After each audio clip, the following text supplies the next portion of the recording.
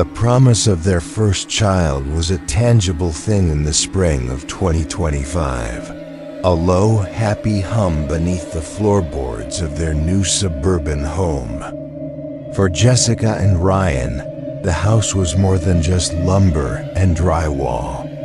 It was a vessel for their future, and its heart was the small, sun-drenched room upstairs, destined to become the nursery.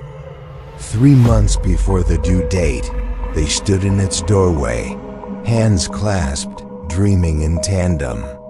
The air was sweet with the smell of old wood and fresh Portland rain, a blank canvas upon which they were ready to paint their idyllic new life. Their excitement was a palpable presence, filling the empty space with silent laughter and whispered plans, creating a warmth that pushed back against the city's persistent springtime. Chilled out, their vision for the room was one of serene simplicity. They spoke in hushed, reverent tones about color palettes, settling on a soft, misty gray for the walls with an accent of gentle mint green. They had already purchased a classic white crib, its unassembled pieces leaning against a wall like a slumbering promise. Jessica envisioned mobiles of felted clouds and stars, a rocking chair in the corner where she would read stories, and a soft lambskin rug where their child would one day take their first steps. It was a space meticulously planned to be a haven, a soft place for a new life to land, entirely unaware of the history that was steeped into the very plaster around them. The work began on a Saturday, with the sun streaming through the dusty window panes. Ryan, ever the pragmatist, armed himself with a scraper and a steamer, tackling the faded floral wallpaper that had likely adorned the walls since the 1980s. There was a deep satisfaction in the labor, in the peeling away of the old to make way for the new. Jessica followed behind him, wiping down the exposed plaster, their movements a comfortable dance of domestic creation.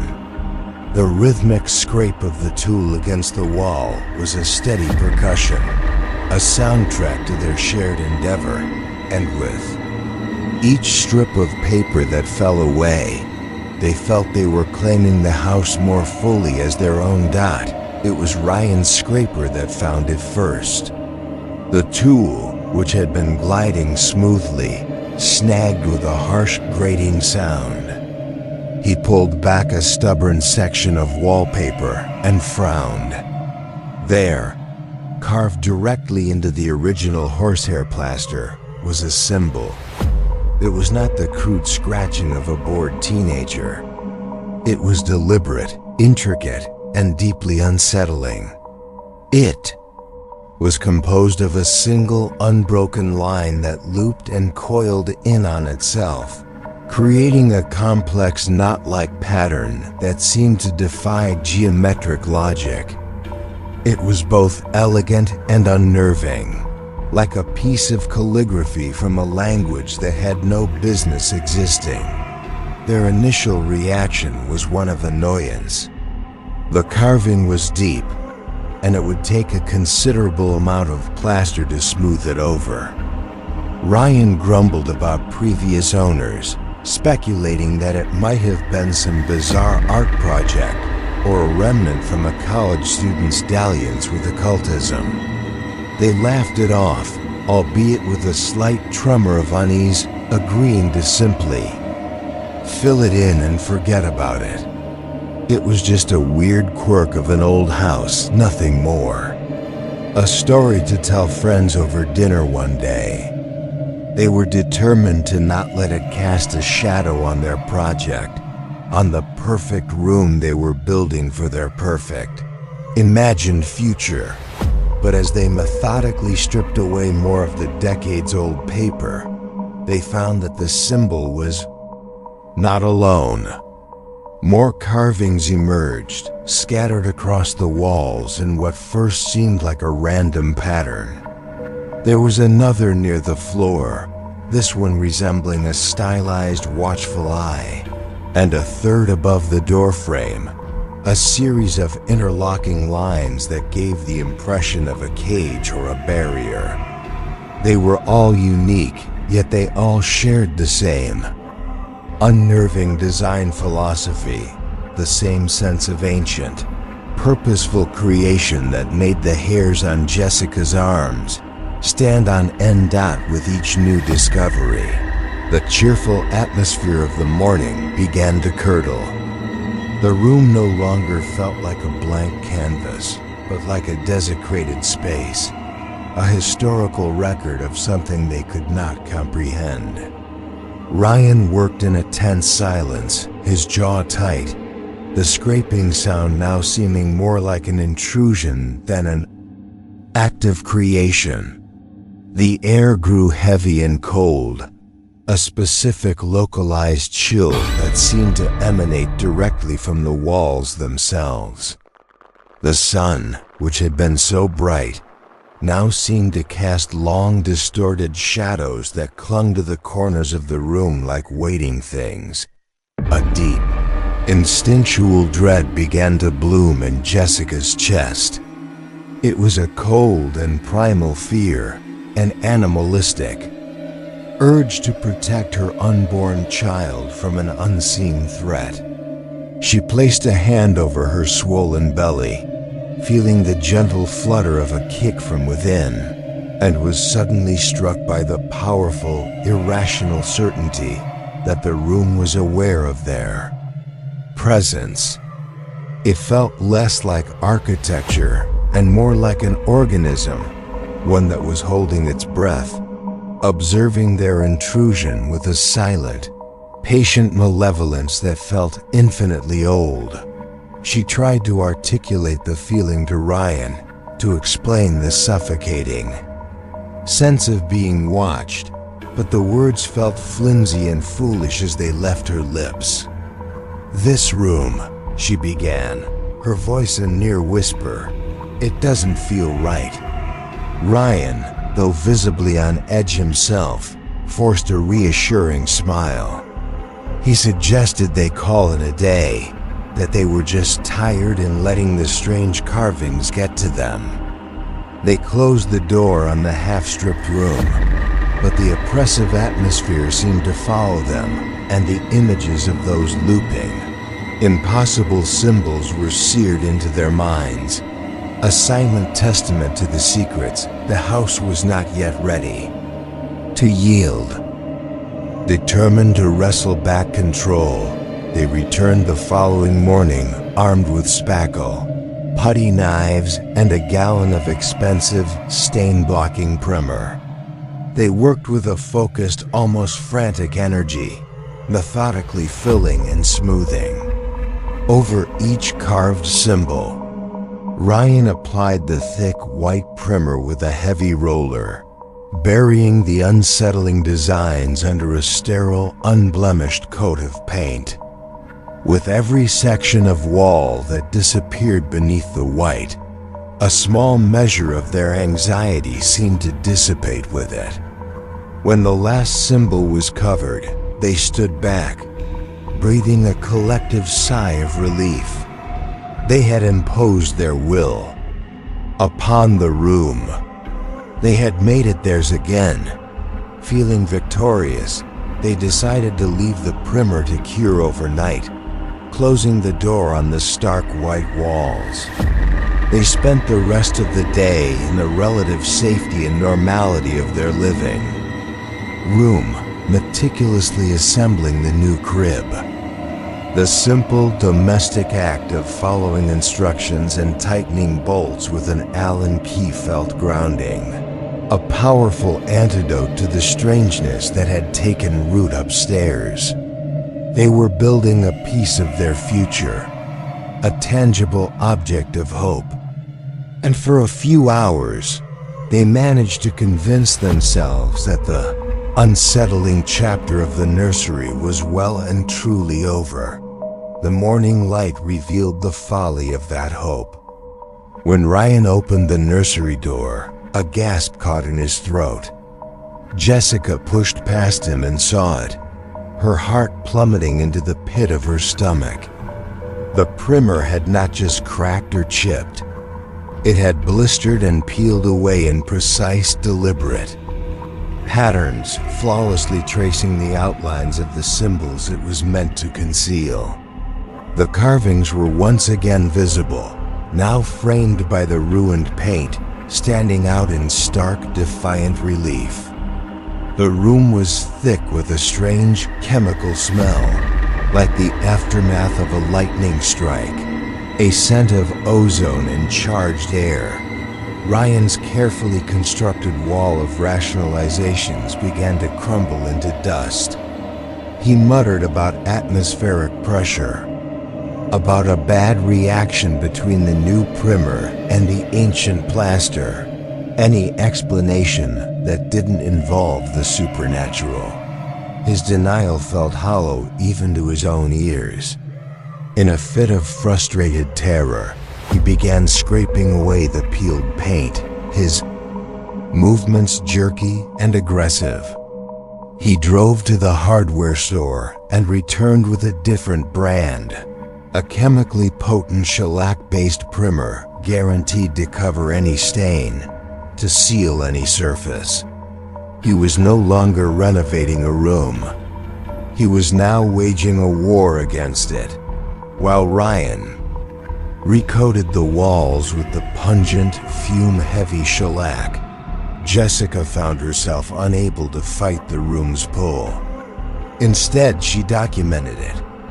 She took high-resolution photographs of each symbol with her phone, her hands trembling slightly as she framed the shots. She spent the rest of the day hunched over her laptop, plunging into the deep, murky warrens of the internet.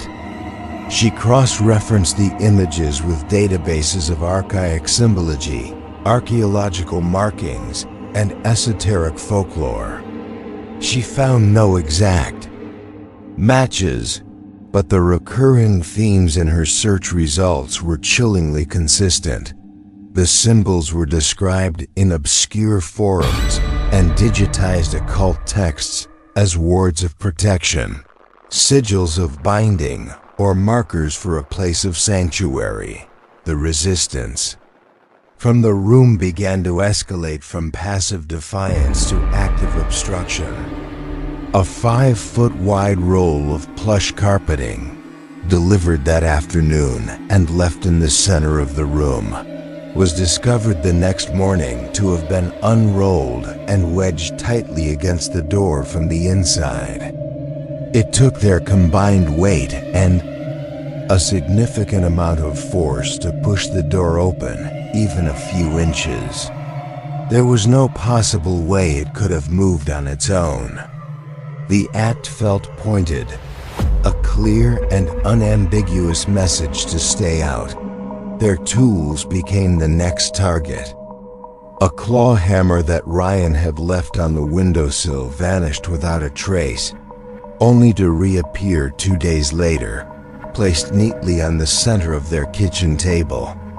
A box of drywall screws, left sealed on a workbench, was found tipped over, its contents spilled across the floorboards, not in a random clatter, but in a perfect, sweeping spiral that mirrored the coiled design of the first symbol they had found. Each incident was a small, inexplicable violation of natural law, chipping away at their sanity. Jessica's nights were stolen by vivid, recurring nightmares. In her dreams, she was standing in the nursery, but the walls were not plaster. They were a shimmering, living membrane covered in thousands of softly glowing symbols. From the walls emanated a strange, disquieting lullaby, sung in a voice that was neither male nor female, human nor animal. The melody was sorrowful and ancient, and while the language was utterly alien, She understood its intent perfectly. It was a song meant to soothe a sleeping child. She would awaken not with a scream, but with a profound and terrifying sense of peace. A chasm of fear and disbelief opened between them. Ryan, a man who believed only in what he could see and touch, was at his wit's end. He wanted to bring in a demolition crew to tear the room down to the studs and rebuild it from scratch, to physically obliterate the source of their terror. But Jessica, her mind now steeped in arcane lore and her heart swayed by the strange peace of her dreams, was terrified of what such an act might unleash. The symbols weren't a curse, she argued. They were a cage. What if they aren't trying to keep us out? She whispered to him one night, her eyes wide with a new kind of fear. What if they're trying to keep something in? The final, irrefutable act of the room's intelligence came a week later. They had finally managed to get a coat of paint to stick, and with trembling apprehension, they had moved the newly assembled crib into the room. They left, closing the door softly, half expecting it to be thrown back in their faces. The next morning, they found the room undisturbed, but the crib was in pieces. It had been systematically and expertly disassembled. Every bolt, every washer, every wooden slat was laid out on the floor in precise, orderly rows. It was not an act of destruction, but one of careful, deliberate rejection. The room was not just resisting their design. It was refusing to house their child. The disassembled crib was the final surrender. They ceased all work on the nursery, closing the door and vowing not to open it again. A heavy silence fell over the upper floor of the house, a silence born not of peace, but of a ceasefire. They had declared a truce with the unknown entity that resided within the walls, but their fear did not diminish. Instead, it leached out from under the nursery door, seeping into the rest of the house and poisoning the air with a constant low-level dread. The dream of their perfect home had become a waking nightmare dot in an attempt to reclaim some semblance of normalcy.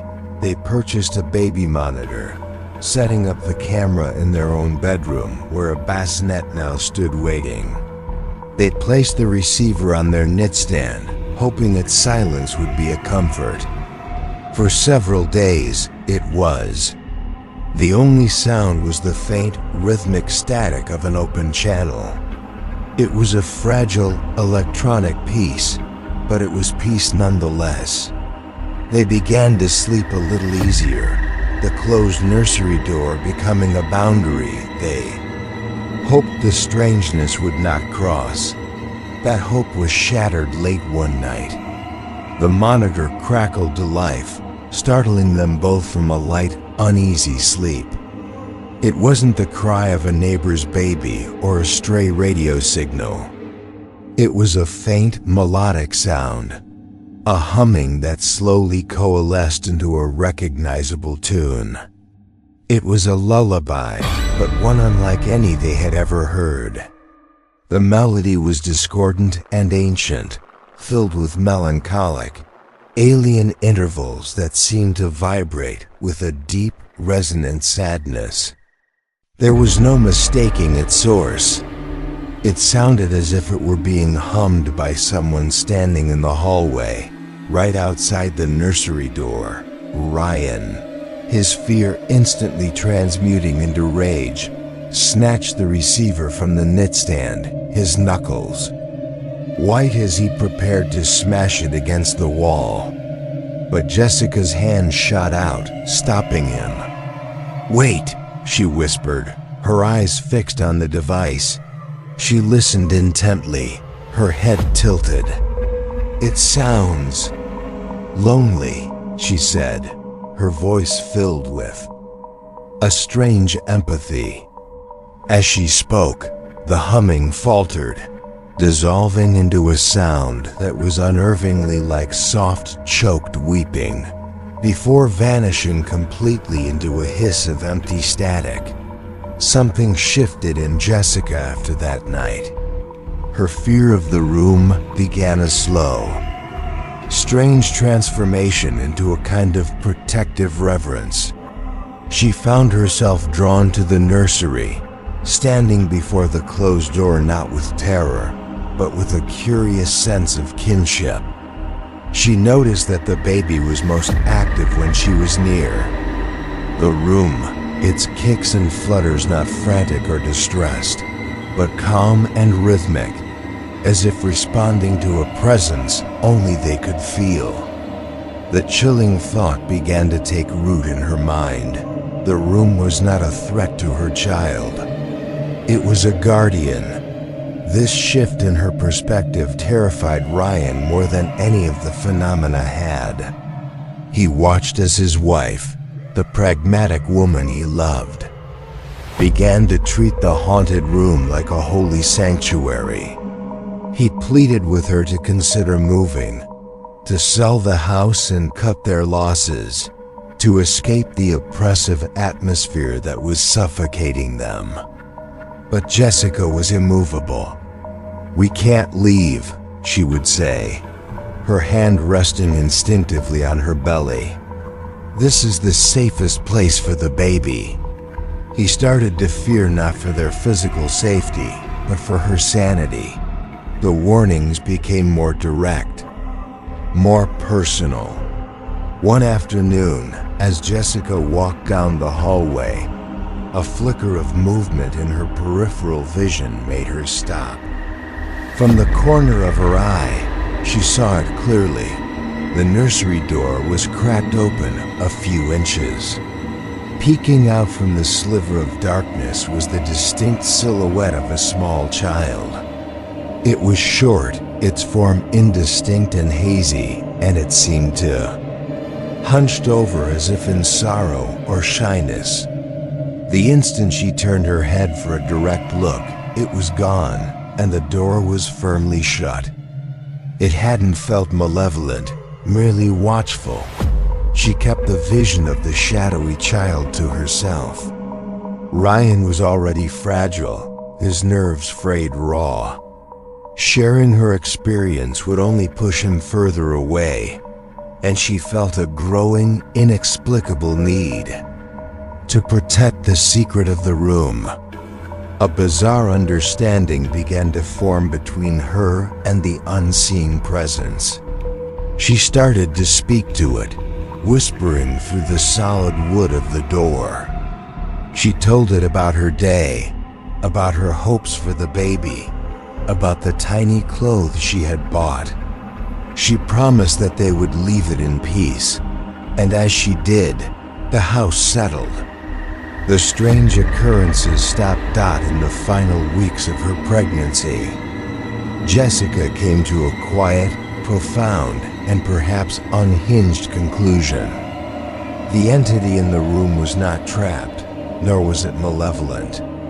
It was a guardian spirit, an ancient and lonely thing that had, for its own unknowable reasons, chosen to watch over her unborn child. The symbols were not a cage, but a shield. The room's violent resistance to renovation was not an attack, but a desperate act of preservation.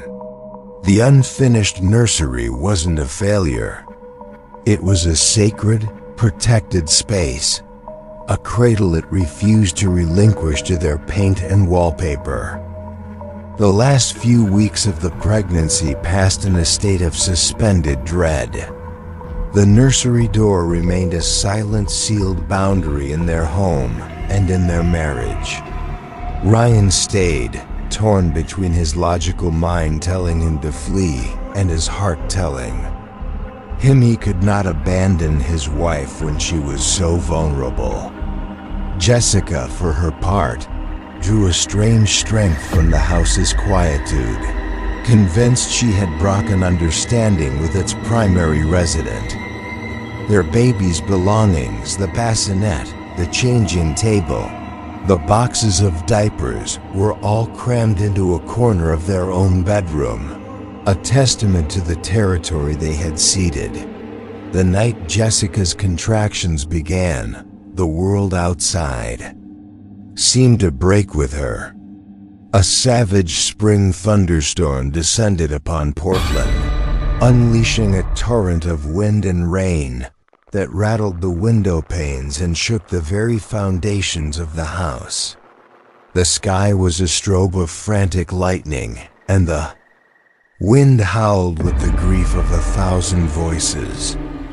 Inevitably, with a final buzzing groan, the power grid gave out, plunging them into a primal darkness lit only by the strobing flashes from the storm dot as Ryan, frantic and fumbling in the dark with a dying phone flashlight, tried to guide Jessica towards the stairs.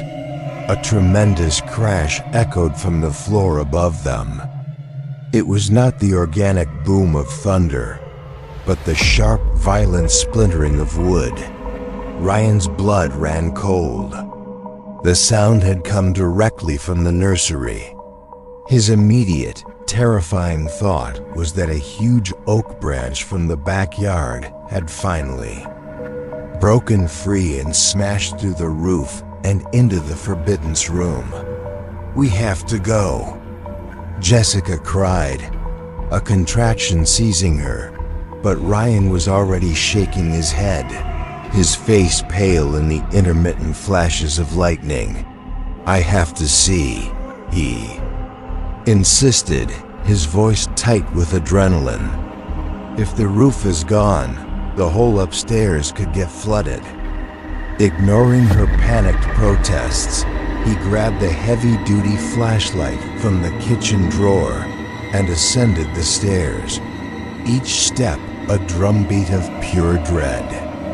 The hallway was pitch black, but he didn't need to see. A soft, impossible, silver-white light was leaking from the gap beneath the nursery door. He threw the door open and froze on the threshold, his mind refusing to process the scene before him. The raging storm outside was completely inaudible in the room. The air within was unnaturally still, silent, and calm.